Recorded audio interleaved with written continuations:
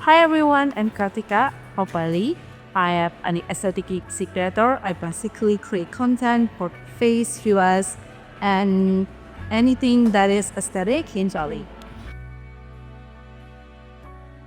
Formally, I didn't study content creation. I studied psychology, but after I graduate, I don't really want to be a psychologist. And then I fall in love with social media, creating content. So here I am. So I love to do internship because I love to understand, okay, what can I do with my degree? I did like 3 internships during my college. And then by the time I graduate, I realized, I don't want to be a psychologist. So I became an assistant of a social media manager. And then I get to know more about social media, how it works.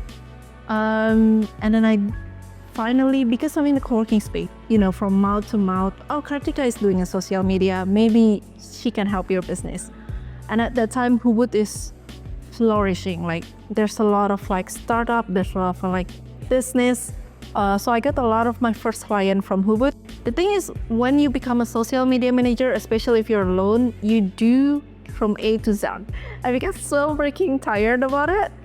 And then I said, you know what, let go of all my clients, give it to my colleague. And then I start taking my own Instagram seriously. Fortunately, it's blooming. There is one content that I post. I was in Jogja at the time. So I only did it for an hour. And then I pause and then I forget about it. And then on the night when I check about it, it's already goes viral. At the time, I only have 400 followers when I posted. But then when I check back on the night, I think I have 3,000 followers. All of the obstacle, it's pretty predictable. In a sense of Instagram is unpredictable. One content could get 1.5 millions, and then the other content could get only 10K views. And I know it, Instagram, it's just gonna be like that. In this era, you cannot start as oh, I want to become a lifestyle influencer. You can't, because you are a nobody. Nobody wants to know about you. But to make people interested in you, you have to be expert at one thing. You have to associate yourself with one thing. If you don't know your niche, you need to ask first, what can you help people? Who do you help? And then how will you help them? My top one will be in Tabanan. There's one called Batu Karu Cafe. And the second one will be in Ubud. Recently in Ubud, there's one small cafe called Dekafu. The third one, recently I love Resident Cafe and Tea. It's in Denpasar.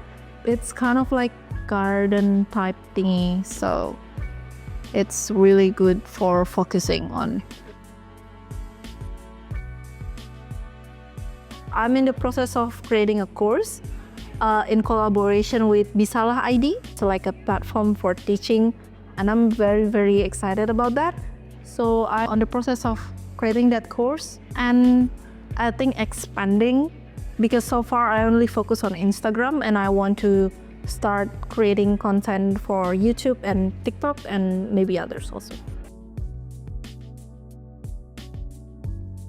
I would say do not give up easily. It's not instant, but at the end of the day, I think it's worth it. It helps if you have all the gadgets and everything. But I think if you want to start, just start it and learning the technique first. So when you have the money to buy the gadgets, you already know the technique, because the gadget without the skill will also be nothing. Thank you guys for listening to my stories.